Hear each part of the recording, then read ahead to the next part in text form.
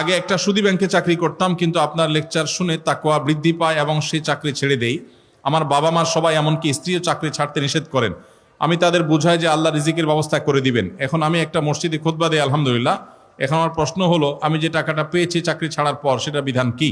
আপনি যখন হারাম উপার্জন করেছেন তখন আপনার ভিতরে চেতনা ছিল না, বোধ ছিল না।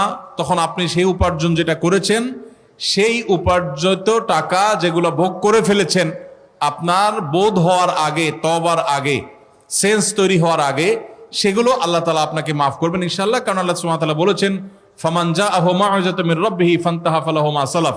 কেউ যদি আল্লাহর নসিহা, উপদেশ আসার আগে এরকম কোন সুদী কারবার করে থাকে, তাহলে আল্লাহ তাআলা সেটা তাকে মাফ করবেন। তবে আপনার তওবার পর আপনি হারাম এবং হালালের এই যে উপলব্ধি, এই সেন্স যখন এসেছে, তারপর যদি আপনার কাছে কোনো হারাম উপার্জিত টাকা আসে, তো সেটা আপনি গ্রহণ করবেন না, সেটা আপনার জন্য ভোগ করা জায়েজ হবে না।